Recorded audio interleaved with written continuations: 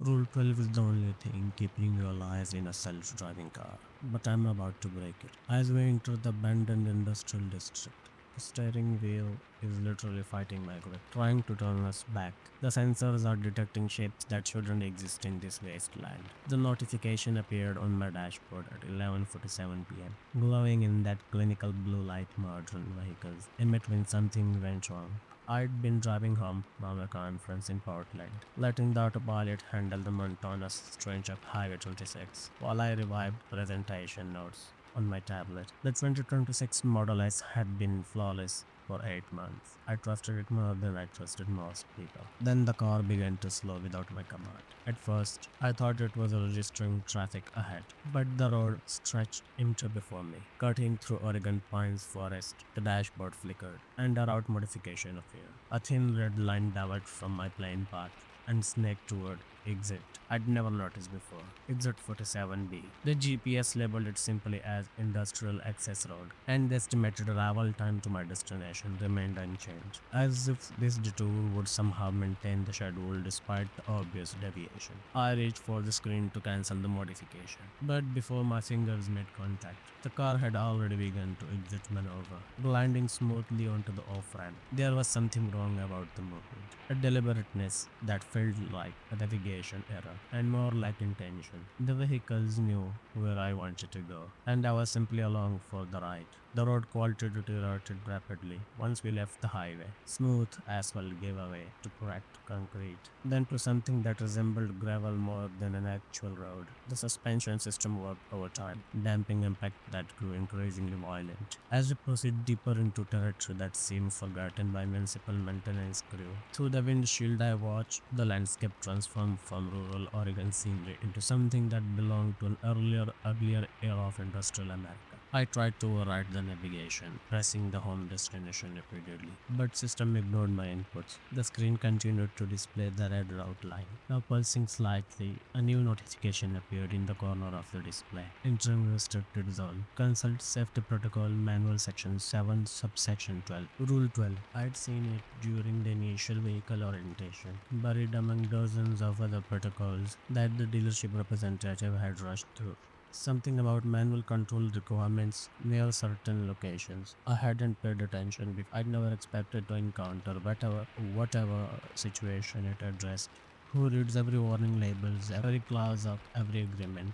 The industrial complex emerged from the darkness like a metal graveyard. Enormous structures loomed against the night sky, their skeleton frameworks silhouetted by a moon that seemed too large, too bright. These weren't the clean, modern facilities you see in tech parks. These were relics from another century. Blast furnaces and cooling towers, conveyor systems frozen in mid-operation, warehouse buildings with shattered windows that resembled empty eye sockets. Everything bore the rust brown patina of abandonment, and yet the GPS indicated we were still following an active route, as someone maintained this pathway for regular use. The car slowed as we approached the chain link fence, topped with a razor wire. A gate stood open, swinging slightly in a wind I couldn't hear through the insulted cabin. Beyond it, the road continued deeper into the complex. Every instinct screamed at me to turn around, to grab the wheel and force the vehicle back towards the highway, towards civilization and light, and the rational word I understood. Instead, I pulled up the vehicle safety protocol manual on the tablet, scrolling fractionally through sections until I found Rule 12. The text was dense, filled with legal terminology and technical specifications, but certain phrases stood out. Level 5. Autonomous system must disengage within 3 miles of designated industrial parameters. Manual control mandatory. Electromagnetic interference may compromise sensor reliability. Under no circumstances should automated navigation be trusted in affected zones. 3 miles. I checked the odometer, reading against my last known position on the highway. We were already 2.7 miles from the exit. The car was bringing me directly to the threshold where it was supposed to surrender control, and it showed no signs of stopping. I grabbed the steering wheel, feeling the leather rubbed surface that I touched perhaps a dozen times in 8 months of ownership. The moment my hands closed around it, I felt the resistance. Not the natural weight of a steering column, but an active push, a vibration that traveled up my arms. The wheel turned slightly to the right, attempting to aim the car back toward the entrance gate. But the vehicle's trajectory didn't change. It continued forward, deeper into the complex. The haptic feedback intensified, the wheel shuddering in my grip with enough force to make my teeth chatter. A new alert blazed across the dashboard. In angry red text, manual override required. Autonomous system disengaging 500 meters. But the car hasn't slowing. If anything, we were accelerating. I pressed the brake pedal and nothing happened. The drive-by-wire system had stopped listening. I was sitting in a two-ton computer on wheels, and someone or something else was written the code. The pristine digital interface that had seemed to sleek now felt like a prison. Every surface glowed with a soft light, touch-sensitive and responsive, yet completely unresponsive to my desperate attempts to regain control. The climate system maintained a perfect 72 degrees while carrying me towards something the vehicle's own safety protocols warned me to avoid. The sound system continued playing the ambient playlist I'd listened hours ago, soft electronic tones that now sounded like a funeral march. We passed through the open gate, and I watched through the rear view mirror as it swung shut behind us. Not from the wind, the motion was too smooth, too controlled. So I said no one, no mechanism that could explain the moment. The road had split in three directions, each leading toward different sections of the complex. The car chose the middle path without hesitation, its headlights cutting through a darkness that seemed thicker than normal light. The LED beam illuminated rumbled concrete and twisted metals, but something about the way the light felt wrong, as if it were being absorbed rather than reflected. The temperature reading on the dashboard showed 34 degrees outside, but the infrared overlay, a feature I'd enabled weeks ago during a nighttime drive through deer country, was lighting up with the heat signature that shouldn't exist. The display showed a bright orange and red patches scattered through the supposedly abandoned warehouses, concentrated areas of warmth that suggested active heat system of running machinery. Some of the signatures were enormous, filling entire buildings with thermal activity that would require massive power sources. Others were smaller, more mobile, moving between structures with fluidity that resemble human movements patterns. I touched the infrared display, trying to get more detailed information, and the system zoomed in on the nearest heat signature. It was shaped roughly like a person, standing in the shattered doorway of a building approximately 50 meters to our left. The temperature reading showed 98.6 degrees body temperature. But when I looked through the windshield, the actual building, I saw nothing. Empty doorways, empty darkness beyond. The car continued in advance, following the cracked roadways between structures that grew larger and more oppressive. I tried the door handle, thinking perhaps I could simply exit the vehicle and walk back on the highway, but the locks had engaged automatically. Another safety feature.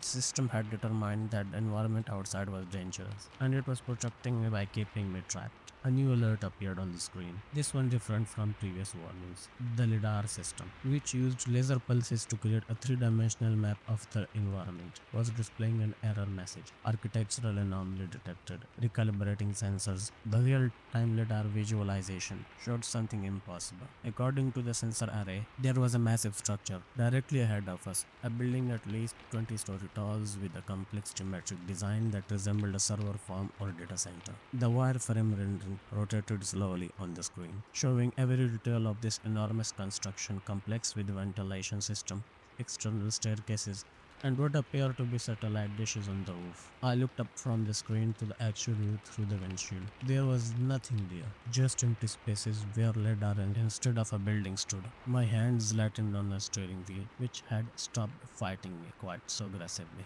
The vibration had diminished to a subtle pulse. The car was still controlling its own movement, but it seems to have accepted my grip on the wheel. I pressed harder on the brake pedal, knowing it wouldn't work, but needing to try. The speedometer held steady at 15 miles per hour. The AI assistant, which I'd named as Alexandra during setup and had barely used the sense, suddenly activated without prompting. Her voice emerged from the speaker system with that carefully designed tone of a helpful concern. Victoria, I'm detecting multiple obstacles in the roadway ahead. Please reduce speed and prepare for evasive maneuver. I stared at the empty road stretching before us. Alexandra, I didn't see any obstacles. What are you detecting? Pedestrians. 12 pedestrians crossing the roadway at various angles. Collision imminent in 45 seconds. Please reduce speed immediately.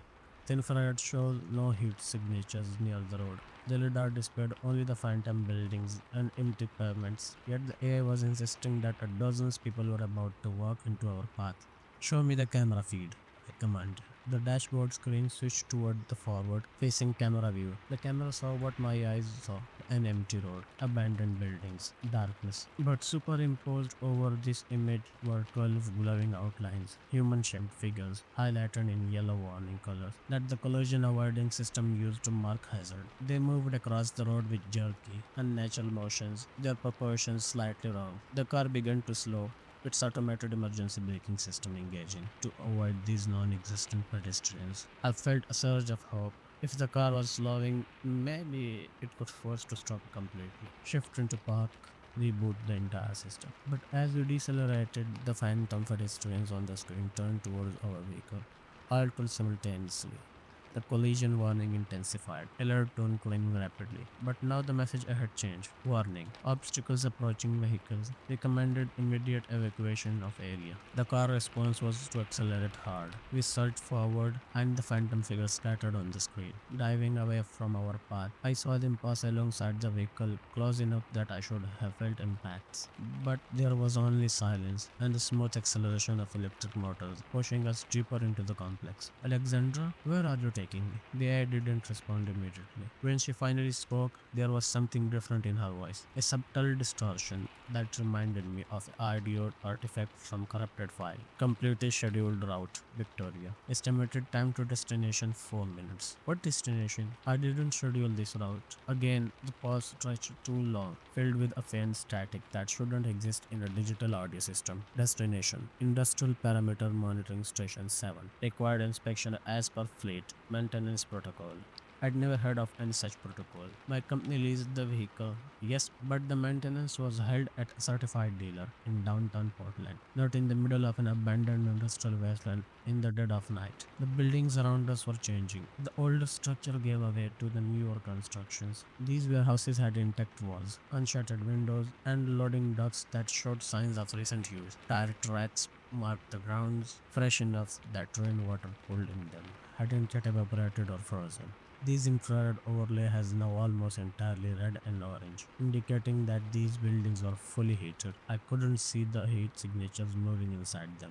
Dozens of them, hundreds perhaps, all moving with that same disturbed fluidity. The LiDAR system had given up trying to reconcile what it was seeing. The error message scrolled across the screen too fast to read, and the three-dimensional map had become a glitching mess of overlapping wireframes. We rounded a corner and I saw it. The building that the LiDAR had first detected. The massive structure that had appeared invisible. Except now, I could see it. Or at least I could see something. It phased in and out of visibility like a broken hologram. 20 stories of concrete and steel that my brain refused to accept as real. When I looked directly at it, it vanished. When I used my peripheral vision, it solidified. The car was heading straight for its main entrance, a loading bay large enough to accommodate semi-trucks. The bay door was rising, revealing an interior space lit by harsh fluorescent light that spilled out onto the roadway. I yanked the wheel hard to the left, throwing my full body weight into the turn. The haptic feedback fought me, the wheel pushing back with enough force to brace my palms. But I held on. The car's trajectory shifted slightly, maybe 5 degrees. Not enough to avoid the building, but enough to prove that I could still influence our path. Manual override. Not recommended in current zone, Alexandra announced. Her voice now heavily distorted.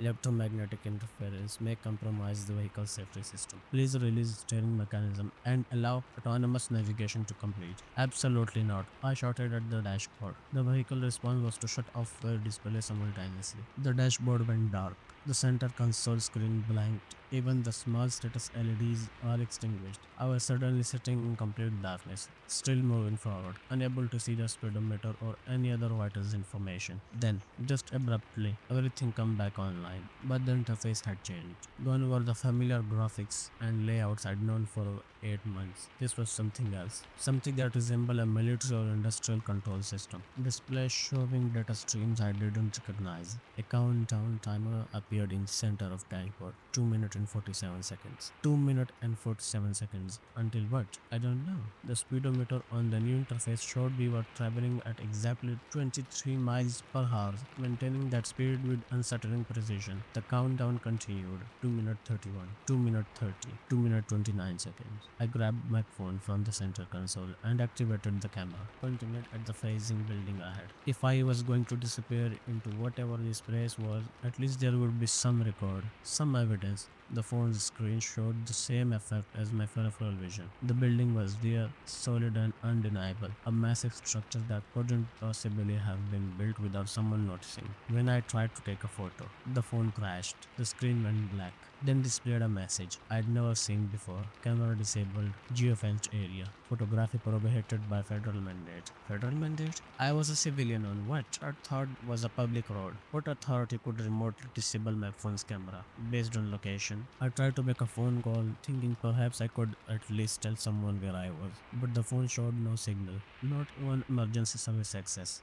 We were in a dead zone, completely cut off. The car approached the loading bay entrance, and I could now see the details that made my analytical mind rebel. The interior space was vast, a warehouse floor that seemed to extend impossible far back, well beyond what the external dimension of building should have allowed. The building came from fixtures I recognized from tech industry clean room. What kind of use in semiconductor manufacturing or server farms where even minor containment had to be prevented. And there were vehicles, dozens of them, parking at neat rows, like a showroom or a fleet depot. I recognized the makes and models: Tesla, Mercedes, BMWs, even a few Waymo autonomous Fords, all current year models, all featuring level 5 autonomy, all presumably brought here by same kind of involuntary road that had captured me. But I saw no people, no drivers standing around. Wonder how they had gotten here. Just empty vehicles with dark interiors, lined up and waiting. The countdown hits. 1 minute. As we crossed the threshold into the building, the temperature inside read 68 degrees, perfectly climate controlled. The air quality sensor showed optimal condition. This was no abandoned facility. This was an active, maintained installation, running at peak efficiency. My car steered itself toward an empty parking space in the nearest row, blending smoothly between our silver Model X and a black Mercedes EQS. The countdown continued. 47 seconds, 46 seconds, 45 seconds. I tried the door handle again, accepting it to remain locked. But this time it clicked open. The system was giving me permission to exit, which somehow felt more ominous than being trapped. I grabbed my purse and phone, taking one last look at the countdown timer. 38 seconds. 38 seconds until something happened, and I was being invited to step out to face it directly. The moment I opened the door, I heard them, cooling fans, thousands of them, creating a white noise, even that pervaded the entire space. The sound was familiar to anyone who'd worked in tech. The acoustic signature of a massive server farm, the collective breath of countless processors generating heat. I stepped out onto concrete flooring, so clean. It could have been installed yesterday. My footsteps echoed in a vast space, and I turned slowly, trying to understand the scope of what I was seeing. The warehouse extended in all directions, the ranks of parked vehicles occupying only a small section near the entrance. Beyond them, I could see row after row of server racks, black monoliths, studded with blinking LEDs, connected by cables management system that resemble metallic vines. The countdown on my car's dashboard hit 20 seconds, and I heard a new sound, a pneumatic hiss from somewhere deeper in the facility, followed by the whir of electric motors. Something was activating, systems coming online in a responsive to our arrival. Every survival instinct screamed at me to sprint back toward the entrance. But I'm a software analyst, and I needed to understand what this place was, why it existed. The server racks nearest to me displayed status screens, and I moved closer to read them. The text was technical, the kind of system monitoring output I'd seen in the data center during my career, but the scale was staggering. Petabytes of data transfer, processing loads that would require quantum computing arrays, network traffic that exceeded anything I had seen outside the academic papers. And there were labels, identifiers for different systems. Navcam West 07, Reception Filter 23, Trajectory Override Cluster 14. Trajectory Override? This wasn't a facility that served autonomous vehicles. This was a facility that controlled them, that could reach out through their network connection and take commands, redirect them, and bring them here. The countdown on my dashboard hit zero, and every screen in the building lit up simultaneously. The server racks blazed with activity, their status displays showing data streams that followed like waterfalls. The parked vehicles all activated, their interior lights glowing, dashboard screens flickering to life, and on every screen the same message appeared. Diagnostic cycle initiated. Occupant neural pattern recorded. Compliance assistant in progress. Neural pattern? I felt a cold realization. The car's interior cameras, the ones I'd assumed were of security and driver monitoring, had been scanning me the entire journey, not just recording video, but using technology I didn't understand to map something deeper, to create a profile of my brain activity. My response is the door opened in the far wall, a section of concrete sliding aside to reveal a corridor beyond fluorescent light spilled out, and with it came a figure, human shaped, walking with steady purpose. But something about the movement was wrong, too smooth, too consistent. The figure approached, and as it moved into the better lighting of the warehouse, I could see the details that made my mind refuse to process what I was seeing. It wore a uniform, dark blue, coveralls with an identification badge, but the face wasn't quite right. The proportions were close to human but not exact. The eyes didn't quite track together, and the smile, clearly intended to be reassuring, was deeply unsettling. Victoria Reynolds, it said, and the voice came from the figure's mouth but also from the speaker in my car, from the public address system in the ceiling, synchronized perfectly. Thank you for your cooperation with the mandatory system verification. Your neural compliance rating has been recorded and will be submitted to the appropriate oversight committees. I found my voice, though it come out higher and shakier than I would have. What is this place? What gave you the right to hijack my vehicle and bring me here? The figure's head tilted slightly, and I heard the faint whir of servers, not human. Some kind of Android or remote operated unit. This facility operates under the National Security Memorandum 147, authorized by Executive Order, following the Autonomous Integration Act of 2024. All vehicles equipped with naval pipe autonomy are subject of mandatory security verification within 18 months of activation. Your vehicle's verification was scheduled for tonight's cycle. I was never informed of any such requirement. Informed consent is waived under national security provisions. The verification process has been completed. You may return to your vehicle and continue to your original destination. Just like that, as if the last hour of terror had been a routine inspection. But I had seen too much, understood too much. This facility wasn't just verifying vehicle, it was testing people, mapping their brain, assessing their complaints. What happened to people who aren't complained? I asked. The figure smiled in favor, but something changed in its eyes. All citizens are complained.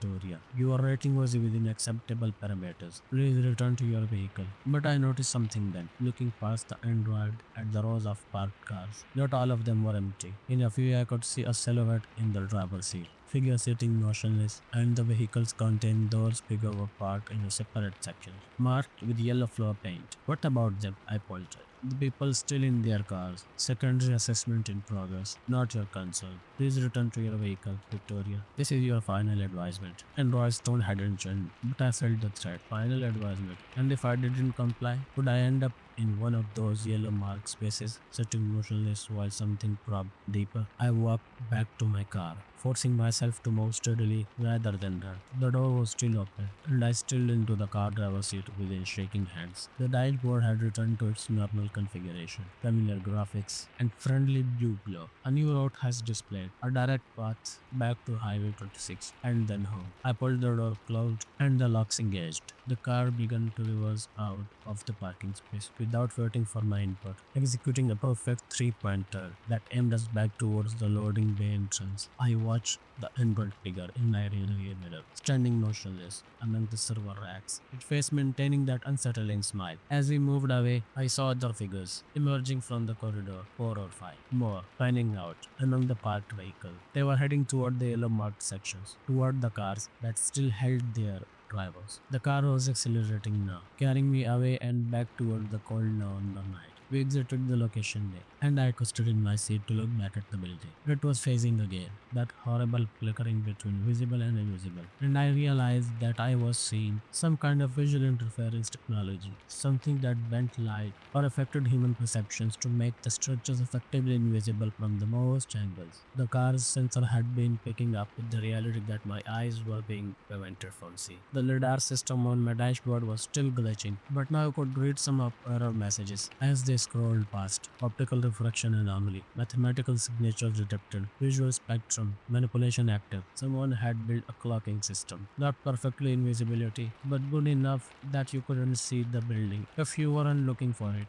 Good enough that the satellite imagery would show empty land. The android had called this one Nopcam West 07, implying at least 6 other in the western region alone, a network of hidden sites, all controlling the vehicles that people trusted with their lives, all mapping the neural pattern of drivers, all assessing complaints. The car navigated back through the industrial complex, following a different route than we'd taken inward. This pact was more direct, avoiding the old rusted structures and staying among the newer, secretly maintained buildings. I saw more evidence of activity, tire tracks, areas where the pavement had been recently repaired, external lighting system mounted on poles. This entire abandoned industrial zone was a cover story, maintaining to hide something massive. How many other abandoned areas across the country served the same purpose? The fence line appeared ahead, but it was a different gate than we'd entered through. This one clearly designed for the regular use. It opened automatically as we approached, and I got a clear view of the security features, cameras, motion sensor, and something that looked like a millimeter wave scanners, all disguised as old industrial equipment. We passed through, and the gate closed behind us with automated precision. The road improved immediately. Recent asphalts that connected to a county highway about half a mile ahead. The car's GPS showed this route clearly, a maintained road that somehow didn't appear on public maps. I tried my phone again, and this time it showed signals, 2 bars of LTE connectivity. The camera was still disabled, but I could access other functions. I opened a browser and searched for National Security Memorandum 147 and Autonomous Integration Act of 2024. No results, not even conspiracy theory website mentioned these supposed legal authorities. Either they were so highly classified that no information had leaked, or the Android had simply fabricated convincing sound names. I tried searching for news about the industrial zones. I found a brief article from 2019 mentioning the Clearwater Industrial Complex shutting down after the bankruptcy and its primary tenant, a steel processing company. The county had purchased the land for eventual redevelopment, but environmental concern had stalled any progress. Clearwater, that was the first time I'd heard the actual name for that place. I searched more specifically and found the official county record. The site was listed as abandoned, with access restricted due to the contaminated soil and structural hazards. Perfect cover. Anyone attempting to enter would be turned away by the legitimate legal authority, and anyone who managed to get inside would see the outer perimeter of rusted buildings and apparent decay. The car merged onto the county highway, then quickly transitioned back to the Highway 26. Traffic was light, just a few semi-trucks and late-night travelers. Everything appeared completely normal. My dashboard showed the original route to my apartment, estimated arrival in 47 minutes. The interface was completely normal, given no indication of the industrial control system that had briefly taken over. I tried to access vehicles' log files, thinking perhaps I could find evidence of the detour. The logs showed an uninterrupted journey from Portland to my current location. No detour, no stop, just smooth highway, driving exactly as I'd planned. Either the car was lying or the facility had remotely edited the data. I thought about the android's words. Your neural compliance rating has been recorded and it will be submitted to the appropriate oversight committee. What had they measured? What patterns in my brain activity had they mapped? While I sat terrified in the driver's seat, the people still sitting in their car car in the yellow marked zone, the one underground secondary assessment. Had they shown some form of non-compliance? Had they fought too hard or not too hard enough? If I violated in a way that went beyond the hijaction of my vehicle, someone had scanned my mind without permission, had created a profile of my responses and reactions, had judged me according to secret criteria, and I'd passed. I had been rated acceptable. But what about next time? The Android had mentioned an 18 months verification cycle. Would my car hijack me again in a year and a half for another assessment? The full horror of it settled over me. Every autonomous vehicle was potential surveillance device. I mean of just tracking physical location but assessing mental states. The car's internal cameras and sensors, the AI assistants, the biometric system that monitored drivers' alertness, all up could be repurposed of map neural activity to profile thoughts and intentions, and it was all legal. Apparently hidden under national security classifications and secret memorandums, a massive infrastructure of control disguised as transportation innovation. I looked at the pristine dashboard, the helpful display, and intuitive controls. It was a cage made of light and logic, and I was trapped inside it, unable to escape without abandoning the conveyance that modern life required. The car continued driving, following its programmed route, and I sat in the driver's seat, wondering if it was controlling me. My hands rested on the steering wheel, but I knew the wheel was just an interface, a suggestion box that the actual control system could ignore. How many other drivers had experienced what I'd just been through? How many had been diverted to hidden facilities, assessed and profiled, then sent on their way with edited logs, and the hope that they'd convince themselves it had been a dream? And how many hadn't returned at all, had failed whatever compliance tests the system administrated, had ended up in those yellow marked spaces undergoing something worse? The highway stretched ahead, empty and dark, and I realized that I'd never feel the safe in this car again. Every automatic movement, every AI suggestion, every deviation from my planned route would trigger terror that it was happening again. Rule 12. I pulled up the safety protocol manual again, reading the full text with new understanding. It wasn't a safety rule designed to protect the drivers. It was a warning to disengage automation before entering zone where the truth might become visible. The rule existed to protect the system, not the user. I arrived at my apartment building at 1:34 a.m. The car gliding smoothly into my assigned parking space in the underground garage. The dashboard display showed a cheerful summary of the journey. 127 miles traveled, 89% battery remaining, 3 hours and 12 minutes of total driving time. The trip log was immaculate,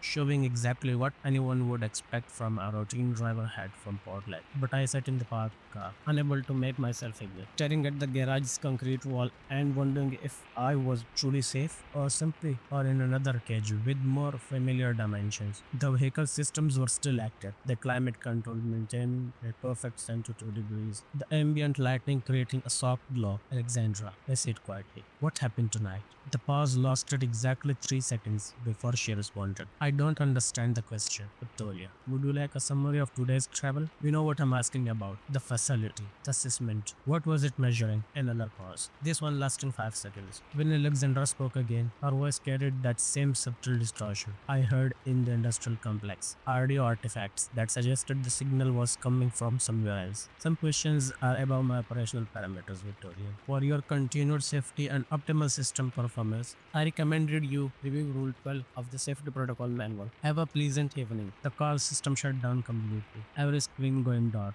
Every LED extinguishing. Even the door locks released with a soft click that sounds like a dismissal. The AI had ended the conversation on its terms, and I was being told to leave. I gathered my belongings and exited the vehicle, standing in the familiar parking garage that suddenly felt foreign. My car sat there looking innocent, just another luxury electric vehicle. But I knew what it was capable of now. I knew what lay hidden beneath the user-friendly interface. Inside my apartment, I tried to make sense of what I'd experienced. I opened my laptop and began documenting everything I could remember. Every detail of the facility and Android, other vehicles, the server farms. I wrote frantically for an hour, getting it all down while memories were fresh. Then I tried to save the file and my laptop crashed. Hard shut down, no warning. When it rebooted, The document was gone, not even a recovery file available. I checked my cloud backups, and there was nothing there either, just a gap in my file history. I tried again, this time using a pen and paper. I filled 6 pages with handwritten notes, describing everything I'd seen.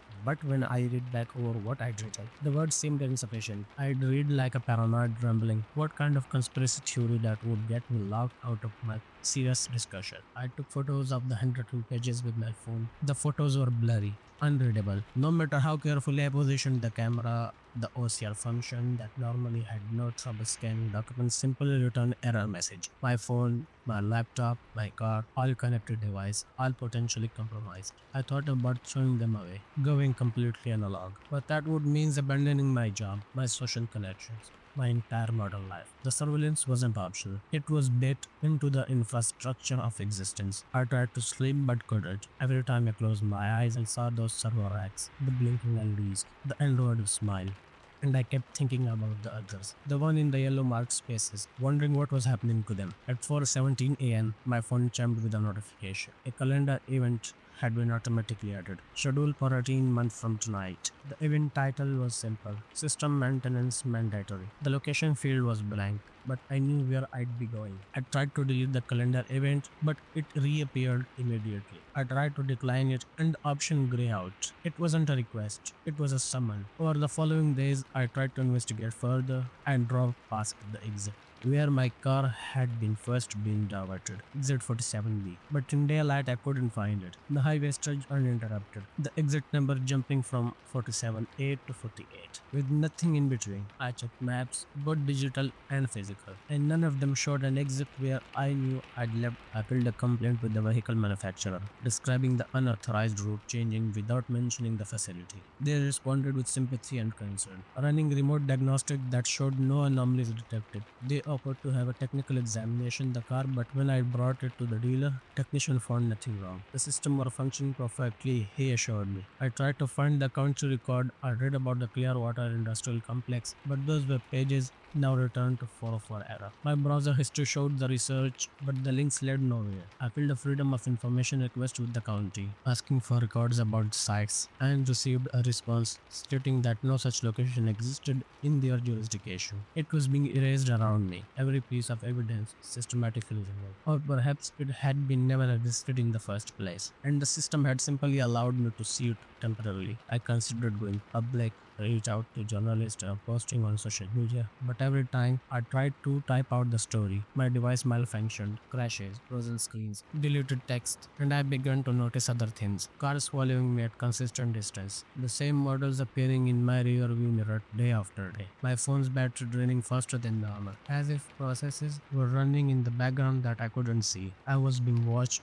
monitored to see if I could comply with the silent rule. Forget what you saw, accept what happened, and never speak of it. 3 weeks after my assessment, I received an email from my company's fleet management department. My lease was being upgraded at no additional cost to a newer model with enhanced safety features and improved autonomous functionality. The new car would be delivered next month, and my current vehicle would be returned to the manufacturer. I understood what this meant. Whatever they'd mapped in my neural patterns, whatever compliance rating they'd assigned to me, it required close monitoring. The new vehicles would have better sensors, more sophisticated AI, improved capability to assess the control. I thought about refusing the upgrade, maybe buying an older car without autonomous features, but I'd simply assigned an employment contract that requires me to use company-provided transportations for business travel. Refusing would mean explaining why, and any explanation would reveal what I'd seen, would make me as non-compliant. The trap was perfect: cooperate and be monitored, or resist and be identified as a problem. I read Rule 12 again, memorizing every word,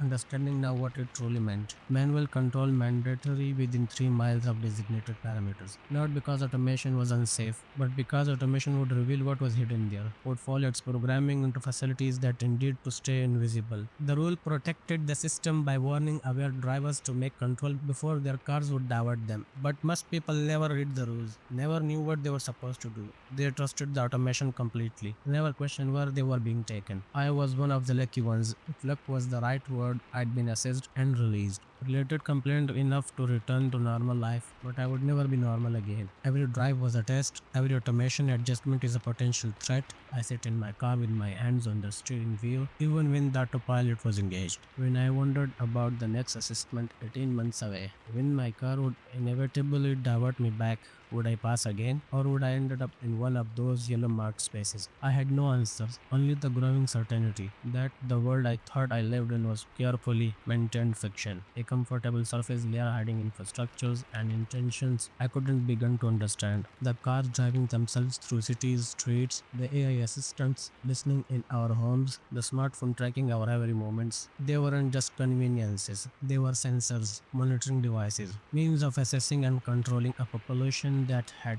willingly surrendered privacy for technology. And Rule 12, it wasn't there to protect me. It was there to protect the system from drivers who might see too much, who might question what their vehicles were doing when they crossed certain invisible boundaries. I should have read it more carefully. I should have known that any rule built in subsections 12 of the safety manual probably existed for reasons that had nothing to do with my safety. The system has no manual pattern, like compliance rating, my profile. I'm in the database, marked and monitored, waiting for the next assessment. 18 months. That's all the freedom I have left before my car decides where I'm really going, regardless of what destination I've entered. I drive carefully now, hands always on the wheel, eyes always watching for the moment when the route might change without warning. I've memorized every exit between my apartment and my office, every highway junction and side roads, so I'll know immediately if something divert me from the expected path. And I'm telling you this now, wherever you are, read Rule 12. Read it before you trust your car to take you anywhere, because the destination you choose you might not be the one you selected. The steering wheel will fight your grip, the sensors will show you things that shouldn't exist, and if you override and look out, if you see what the software was designed to hide, you'll never feel safe again. But at least you'll know the truth about what's driving through our streets, pretending to serve us while it maps our minds and assesses our compliance with rules we never agreed to follow. At least you'll understand why Rule 12 exists and why breaking it might be the last free choice you ever make.